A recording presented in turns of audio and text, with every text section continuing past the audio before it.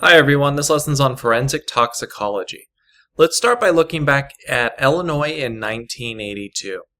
During this time, patients started to arrive at local hospitals with really bizarre symptoms. They'd express headaches, dizziness, and confusion, and shortly after they'd die from what appeared to be a lack of oxygen to the body. They all were otherwise healthy. There was no obvious cause. As investigators started to search the homes of these individuals appearing with this odd illness, they discovered Tylenol in each of the homes, and that each patient had recently taken it. Sending that Tylenol to a forensic lab determined that there was actually potassium cyanide, which is a deadly poison, inside the Tylenol. Bizarre. Should not be there. 7 people ended up dying from this incident, and to this day we have not been able to find a culprit. How did the potassium cyanide get into these Tylenol capsules? Hopefully one day we'll find out. This incident, known as the Tylenol murders of 1982, is actually why nowadays we put protective seals on over-the-counter drugs such as Tylenol. Before that, you would just open the top of the bottle and your pills would be there. Now there's a protective plastic seal, cotton ball, and a cover that's actually to make sure there's been no tampering after it's been manufactured and sent to the store. So thinking of that case, when we're looking at poisoning in forensics, forensic investigators must be able to determine what poison is used in an incident, why was it taken, how, and by who. Some facts to keep in mind as we go through this. Less than 1% of homicides actually result from a poisoning. Poisoning is remarkably rare. Accidental overdoses, taking too much of a drug on accident, is much more common when looking at cases that are experienced nationwide. This is going to be an examination into the field of toxicology. Toxicology is broadly the study of substances that can cause harm. So first I want to define the 3 main types of substances we're going to look at. The first is a poison. Poisons are natural or manufactured chemicals that can cause harm. For example, rat poison. Rat poison is manufactured and designed specifically to kill rats. Another type is a toxin. Toxins are different than poisons in that they're naturally occurring substances that can cause harm. These are not manufactured in a lab, they're found in nature. Something like a snake venom, being bit by a rattlesnake or other toxic organisms. And then there are drugs. Drugs are substances that are taken for a specific desired effect, such as Tylenol, which is typically taken for pain relief. How a substance enters the body is crucial. Each of these pathways can have a completely different effect and degree of harm on the person who's taking it. Substances can enter through the mouth, orally, through the lungs, through the eye, through the nasal cavity, and through the skin. To give you an example of variation in effects based on how it's taken, let's look at the drug nicotine. Nicotine, when inhaled through the lungs, is harmful. It will ultimately cause cancer. If it's taken orally, it is deadly. Humans cannot orally consume nicotine. However, it can be consumed through the lungs. It is harmful that way. We also want to think about how was a person exposed to a substance. There are 3 main ways that an exposure occurs. One is intentional, something that is taken on purpose, such as a drug to treat an illness or relieve pain. Other times, you're taking a substance accidentally. It's taken by mistake, perhaps you grabbed the wrong pill bottle, or, unfortunately, in some criminal cases, a substance was added to a drink or something else someone consumes and they unknowingly take it. And then there's deliberate. These are instances of suicide, such as overdosing in over-the-counter drugs. As we analyze toxicity or how harmful a substance is, we want to keep multiple factors in mind. We want to know what the dose was, how much was absorbed of a specific substance. How long was the exposure to a substance? Was it 1 time a day, 2 times a day? Was it over hours, days? How did it enter the individual? Was it ingested, inhaled, perhaps absorbed through the skin? Are there any interactions with this substance and other substances? Was it taken with other medications or other things, such as alcohol or specific foods, that can change the effect of a drug? And what are the byproducts? When a body breaks down a substance, it can produce new molecules. What are those molecules it was broken down into, and what effect did that have on the person?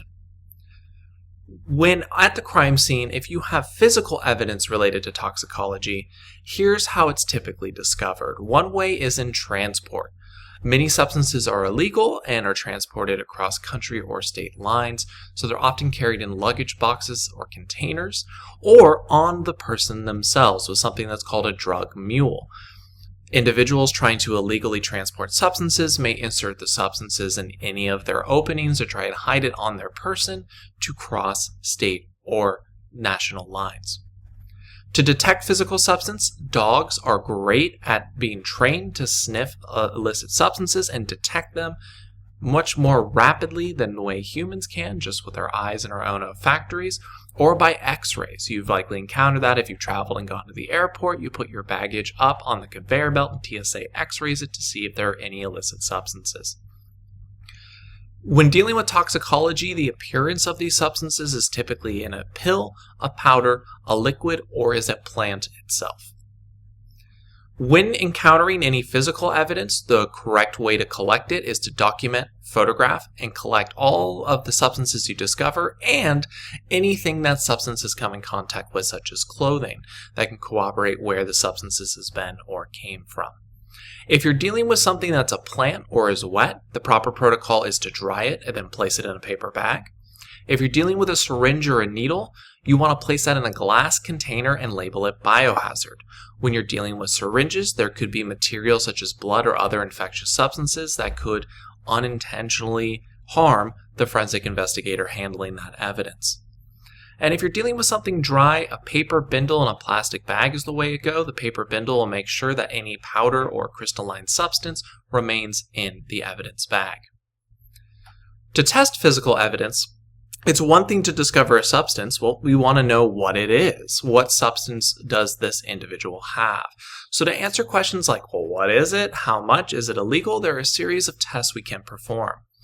One straightforward examination is a microscopic identification. Some substances, particularly plants, have very clear visual cues to be able to identify what you're working with. Another method is microcrystalline testing. With this, you take a sample, typically it's a powder, dissolve it into a liquid, and have it form into a crystal. Shining light on those crystals can produce unique light frequencies that can be used to identify what the substance is. We can also use gas chromatography. With this, you heat up a sample and the molecules in that sample create a unique signature, which gives us a visual fingerprint to conclusively determine what the substance is. A much more common test is a spot test. A spot test is a form of an assay, which is just a test to determine if a substance is present or not present. For example, in this image, you can see the effect of pH on different drugs like ecstasy, oxycodone, aspirin, and acetaminophen. To perform these tests, you want to take your sample, treat it. In this example, we're treating it with pH, and you want to be able to determine from any changes that occurs if that proves the substance is there or isn't. We do that by setting up a positive and a negative control. A negative control is what you would expect when the substance is not there. So looking at this example, you can see our negative control is pink. If after treating the mystery substance with pH, it turns pink, that means the substance is not there. A positive control shows what happens when the substance is present. So in this example, again, you can see a positive control is blue, and in our sample, it turned blue. So this can confirm for me that that substance that I think it is indeed there because it matches the positive control. Now, assays have gotten a lot smaller and a lot better over time. You may have seen an assay such as this. Now that we're able to fit assays in small bags, they can rapidly be used in the field so that forensic investigators can determine right on the spot what kind of a substance they're dealing with. Looking at the biological component of toxic evidence, we need to keep in mind the body's metabolism. Whenever you ingest a substance, your body is going to take it in, break it down, and eliminate it. The liver is the primary vehicle for this. The liver does most of the metabolizing in your body. In this diagram, you can see a drug is broken down into different substances, broken down in the liver, and then eliminated through urine and stool. These secondary molecules that are broken down after you digest the initial molecule are called metabolites. These are new chemicals that are formed when the body breaks down a substance. For example, heroin. when it is ingested in the body, breaks down into the metabolite morphine. This is good to know for forensic investigators because if I want to detect if a person's consumed a substance, if I look for heroin in their body, I won't find anything. It's already been broken down. But if I instead look for morphine, I can detect that metabolite, which will prove what substance that person ingested. This is helpful for also detecting body samples, such as urine or feces, for the presence of metabolites instead of the substance. When testing biological evidence, we can determine things like is the substance there and how long was the individual exposed. But what the test can tell us is completely unique based on what body tissue you examine. For example, urine can only tell me if a drug is or is not present in that individual.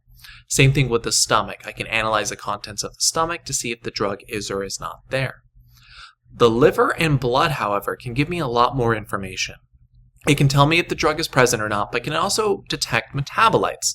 Think back to that heroin example. The liver and the blood will have morphine, so I can detect the compounds that are broken down. I can also get an accurate measure of the amount of the drug in the person's body, and I can figure out if they were exposed once in a short term, what we call acute, or if they've been exposed repeatedly over a long period of time, what we call chronic exposure. Liver and blood give us dramatically more information. We can also use hair, and what's unique with hair is hair will store the substance as the cells grow. So I can use hair to determine a timeline up to 90 days to see how long ago a person consumed it, if it was an acute exposure, or if it's been a chronic exposure, if I detect the substance in all parts of the hair, giving me a 90-day timeline.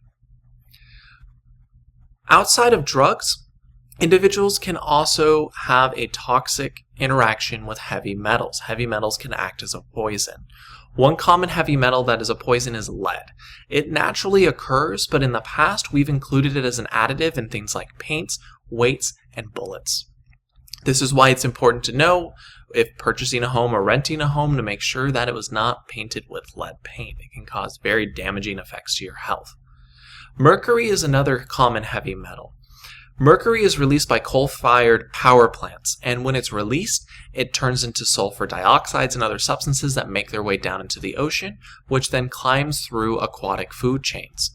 Plankton and small phytoplankton and zooplankton get it, which then are gobbled up by small fish, which is then gobbled up by larger fish, until you get to even larger fish. Oftentimes some people consume, like albacore and halibut, which have very large amounts of mercury that can make a person sick.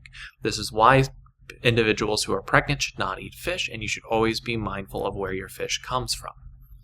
Arsenic's another naturally occurring heavy metal to be concerned about. It can be found in groundwater. In addition to heavy metals, pesticides and herbicides are other environmental toxins that you can potentially see with an individual at the crime scene. Aldrin and dieldrin are common pesticides, and glyphosate mixtures are commonly found as herbicides. These would typically only show up if an individual is working in agriculture, so they're close to the field. You do not see this in toxic levels, generally speaking, with produce found at grocery stores. So thinking of toxin analysis, if you have an individual that's exposed, if it's a natural toxin, or it's something accidental like an over-the-counter drug, you're probably dealing with a non-criminal investigation or some environmental pollutant. But most often, particularly in the American legal system, when dealing with illicit substances, you're dealing with drugs. Every government has a different framework for determining which drugs are legal or illegal, and it's generally done based on its effects and its uses with individuals.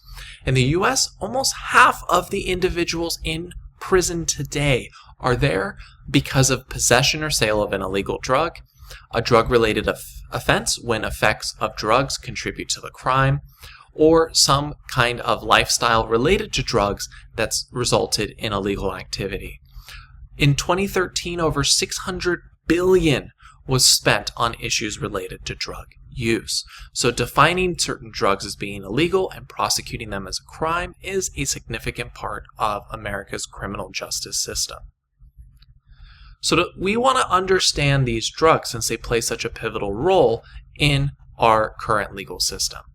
Most drugs are life-saving, and can be life-improving, such as pain relievers, but others, like heroin, can quickly cause problems and addiction. It's good to know different levels and different effects that can occur from drug use. One common effect is something called tolerance. When individuals start taking a drug chronically, so over a long duration, they're going to require increasing amounts of the drug for the same effect. Let's say that 2 aspirin was enough to kill your pain for the first week. Second week, 2 aspirin's probably not cutting it. You're probably going to take 3. The body builds tolerance to these substances, which results in the individual having to take more and more. As that occurs, someone can build up dependence. This is developing intense cravings for a substance, where the person now really wants something they didn't want before taking it. And these, over time, can build to addiction, physical and psychological need for a substance. And it can become so bad to the point where removal of it can cause a person physical and psychological harm with something known as withdrawal. Let's look at addiction and withdrawal in more detail. Some drugs, when you take them, cause your brain to release the neurotransmitter dopamine. Other neurotransmitters such as serotonin can be released as well. This can cause a pleasurable rush in the brain. But if you zoom in on the neurochemistry when this occurs, the brain normally makes a certain amount of dopamine. When you take drugs that increase the amount that's released, the body wants to reserve its energy. It's not going to waste its time making dopamine when you're providing it with the drug. So the body starts making less and less dopamine. You can see in the diagram a neuron, dopamine's released in a gap that we call a synapse, and then it's received by receptors, and that triggers the psychological responses a person has. So as the body releases less and less dopamine, fewer and fewer receptors are receiving the molecule and causing the experience. This is what leads to things like tolerance. Now, the body doesn't respond by not only making less dopamine, it also starts making less receptors. If these receptors aren't being triggered because there's less dopamine, the body's not going to waste its time building it. So now you're left with the brain that's completely dependent on a drug or some other substance for its dopamine. The body's not really making it. And even when they're getting it that way, they don't have that many receptors to receive the signal and respond to the dopamine. If you remove a drug from a person whose brain's now changed, that person's going to be left with virtually no dopamine and virtually no receptors. That's going to cause psychological and physical distress, what we refer to as withdrawal. It's because of actual physical changes that have occurred in the brain. The only thing that can reverse this is time, making it through that withdrawal period so that the body can respond by creating more receptors and newly creating more dopamine.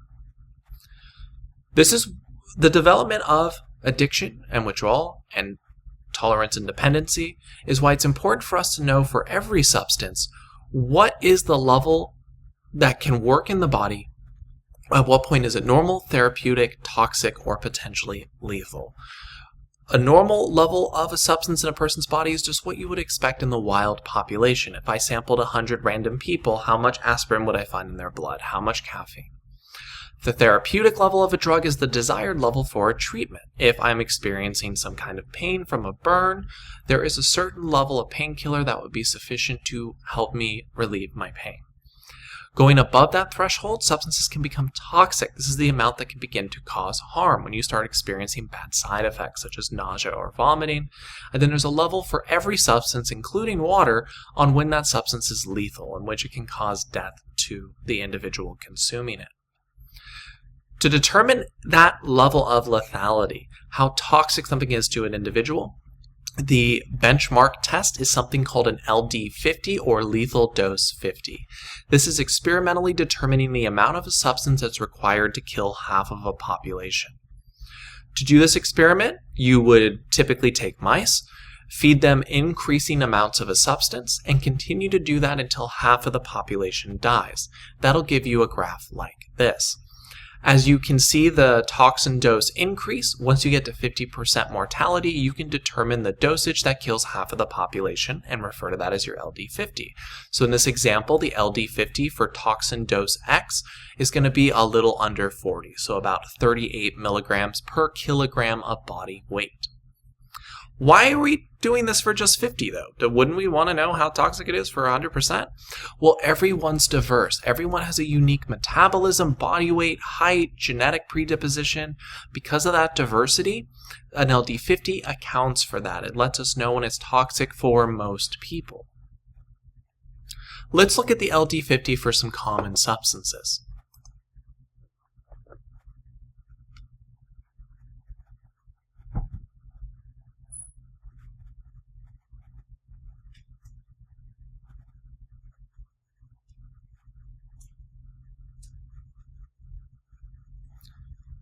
So here you can see pure water is about 6 kilograms per 13.2 pounds body weight.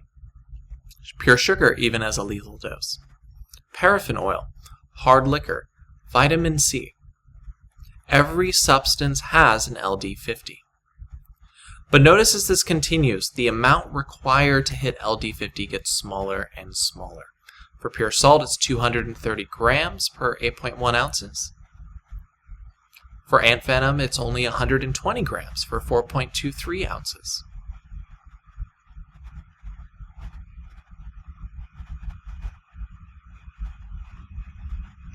As we get to illicit substances like cocaine, you can see very small amount, 7 grams. Vitamin D, only 1.5 grams.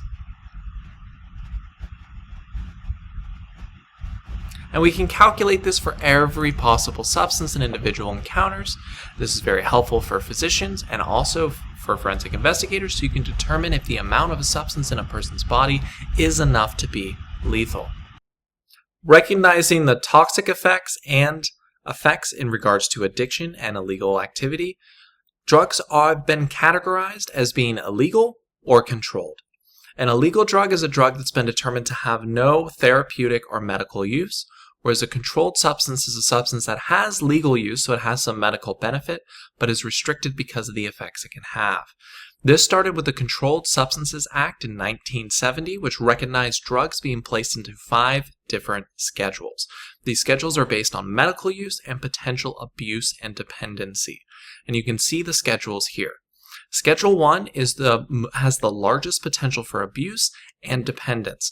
These are substances like heroin, LSD, MDMA, and federally in the United States, marijuana. Schedule 2 still has a high potential for abuse and dependency, just not as much. These are substances like cocaine, methamphetamine, and oxycodone.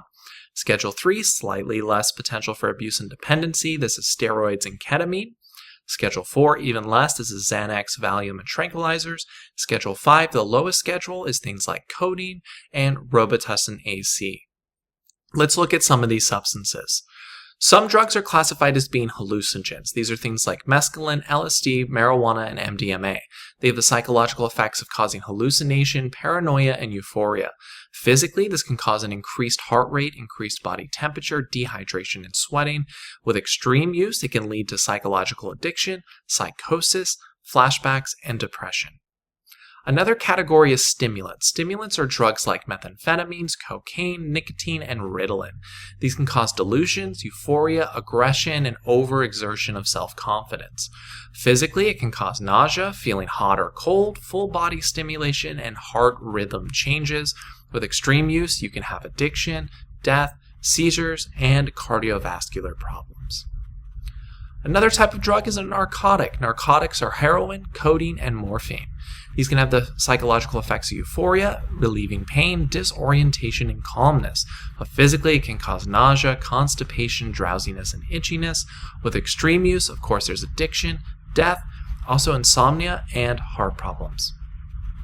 Depressants, another category of drug. These are barbiturates, benzodiazepines, and alcohol.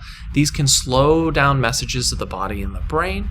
It can cause the heart rate to drop, and with extreme use, addiction and death. The most commonly used depressant in the United States is alcohol. Alcohol is a central nervous system depressant, meaning that it is slowing down your central nervous system when consumed. Alcohol has the ability to amplify or increase the effects of other drugs that are taken when consumed. When trying to determine the amount of alcohol inside of a beverage, it is expressed by proof. Proof is twice the total percentage. So for example, in this 750 milliliter bottle, the percentage of alcohol is 40% by volume. The proof is twice that, so it is 80 proof. One serving of an alcohol, regardless of its type, contains the same amount of alcohol. 12 ounces of beer, which is one serving, has the same amount of alcohol as 9 ounces of malt liquor, which is the same amount as 4 to 5 ounces of wine, or 1.5 ounces of a hard spirit. To measure the amount of alcohol in a person's body, we're able to determine that by calculating something called BAC, or blood alcohol content. This is the amount of alcohol concentrated in a person's blood. And governments have decided, and in the United States it's based by state, what a person's BAC can be for them to legally be able to operate a vehicle. You can see a chart in the top right here that shows you, based on your body weight and how many drinks you've consumed, what level of impairment you'll be experiencing from that amount. We use this to establish legal limits. As I mentioned, this is particularly important with driving. In the state of California, having a BAC of 0.08% or higher makes it illegal to drive and qualifies you for a DWI, driving while intoxicated. To measure BAC, there are two primary methods. One is a breathalyzer. The metabolites of alcohol are released through breath, so this machine is able to record somewhat accurately what a person's BAC is by blowing into it. The most accurate way is a blood test. Blood can determine the dose in the blood and the duration, how long it was consumed, and be used to establish a timeline, which can be important when dealing with legal proceedings related to being intoxicated with alcohol. It can also be mathematically determined, and notice that the equations are different based on if you're male-bodied or female-bodied. Metabolism of alcohol does occur differently between biological sexes.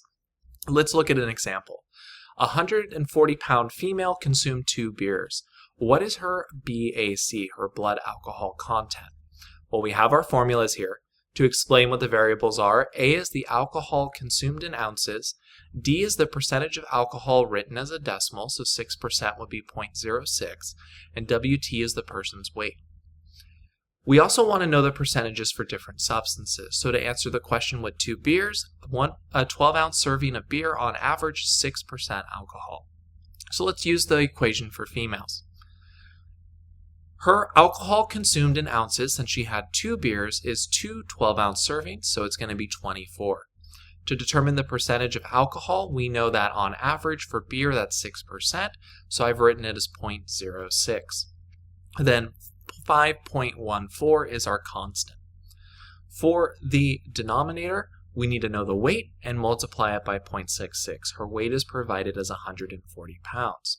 So solving both sides of the fraction, I get 7.4 divided by 92.4, which gives me a BAC of 0.08. If she were to be pulled over and blown into a breathalyzer and have 0.08, this would be grounds for her to be arrested for a DWI. Last drug we're going to look at is steroids. Steroids are often used to build up muscle tissue or to treat inflammation, and they're frequently abused.